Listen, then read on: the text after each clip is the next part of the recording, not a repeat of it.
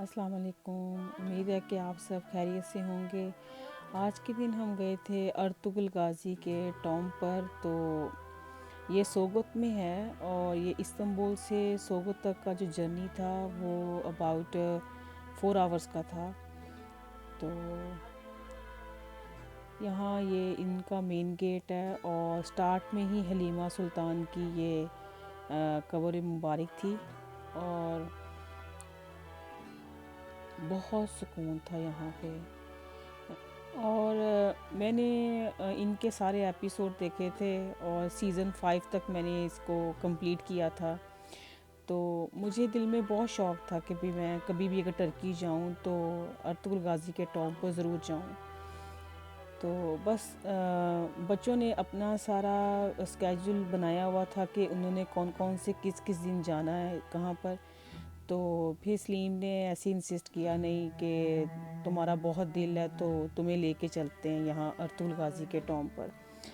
तो हमारे ही होटल के जो मैनेजर था तो उसने हमें ये डील दिलवा दी थी किसी एजेंसी के थ्रू। तो वो हमें उसने पूरे दिन का हमने उसको मेरे ख़्याल में 600 लीरा उसको पे किया था।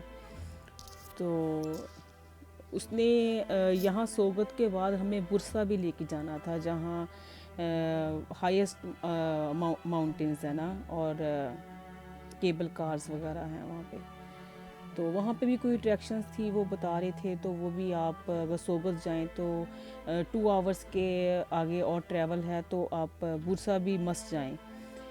तो फिर ये यहाँ पर हमें अबाउट 2 आवर्स लग गया था। हमने ये सारा ग्रेवयार्ड देखा और साथ में शॉप्स वगैरह भी थी जहाँ अर्तुगरुल गाज़ी की जो सारी वो जो उनका लिबास था, उनकी चीज़ें थीं, तो वो सारा कुछ वो बिल्कुल ट्रेडिशनल वही उसी तरह उन्होंने रेप्लिका बनाया हुआ था।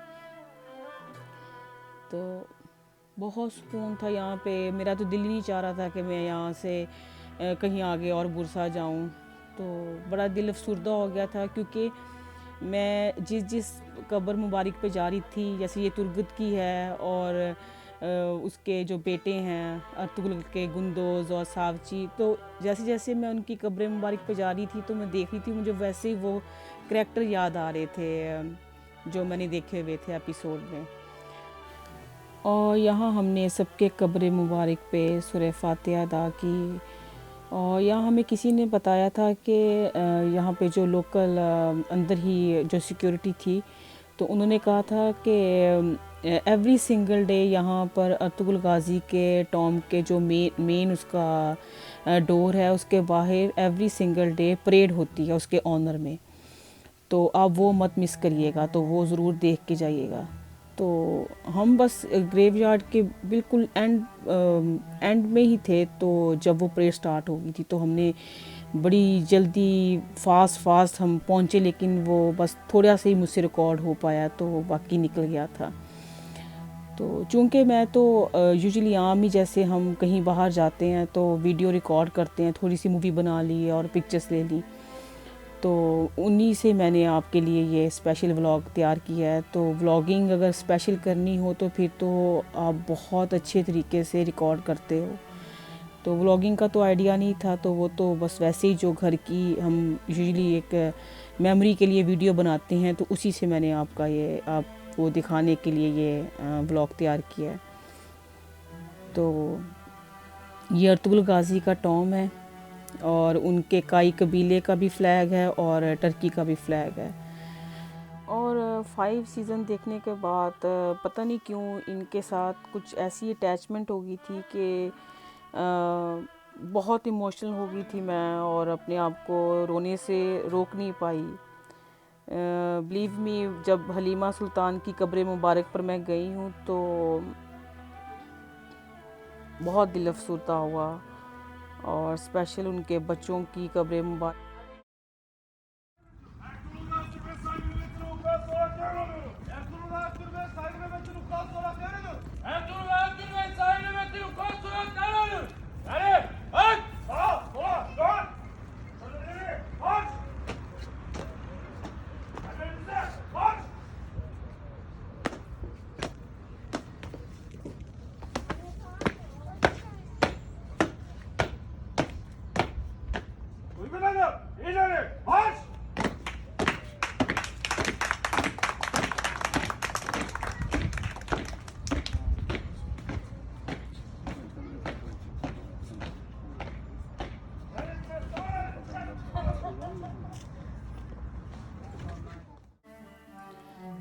और ये एंड पर ही हम पहुंच पाए थे। वैसे भी ये 5 मिनट्स की परेड थी, तो बच्चों को काफ़ी अच्छा लगा था। तो बच्चों को ज़रूरी है कि ऐसी जगहों पर भी लाना चाहिए, उनको पता होना चाहिए कि इन जैसे ब्रेव वॉरियर जिन्होंने इस्लाम और अपने दीन की खातर अपनी जानें कुर्बान कर दी और अपना इस्लाम और दीन का नाम रोशन किया, तो बच्चों को ये मालूम होना चाहिए। और कितने सेक्रीफाइसेस किए उन्होंने अपनी लाइफ्स में, तो ये सब बच्चों को भी मालूम होना चाहिए। तो मेरे बच्चों ने भी अल्हम्दुलिल्लाह इंग्लिश वर्जन में ये सारे सीज़न देखे हैं, और मैं चाहती थी वो देखें, क्योंकि बहुत कुछ सीखने को इंसान को इसके अंदर से मिल सकता है। और यहाँ सलीम मुझसे पूछ रहे थे कि ये किसकी कब्र है और ये कौन करैक्टर है, और मैं उनको बता रही थी। काफ़ी तो नाम ऐसे भी थे कि जिनका मुझे भी नहीं पता चल रहा था, क्योंकि मैंने उर्दू ट्रांसलेशन में ये सारा देखा है, ये ड्रामा। तो उसमें उन्होंने काफ़ी करैक्टर्स को अपने उर्दू नेम्स दिए हुए थे, तो मे बी मैं उनको नहीं पहचान पाई। और ये है हलीमा सुल्तान की कब्र मुबारक, जो बिल्कुल स्टार्ट में ही है। और ये कब्रिस्तान की साइड पर बहुत ही खूबसूरत था, स्टेडियम बनाया हुआ था, और बैक पे मार्केट थी छोटी सी, जहाँ अर्तुगरुल की सारी वो रेप्लिका चीज़ें थीं। तो बच्चे वहाँ पे भी गए, वहाँ से भी उन्होंने कुछ चीज़ें ली।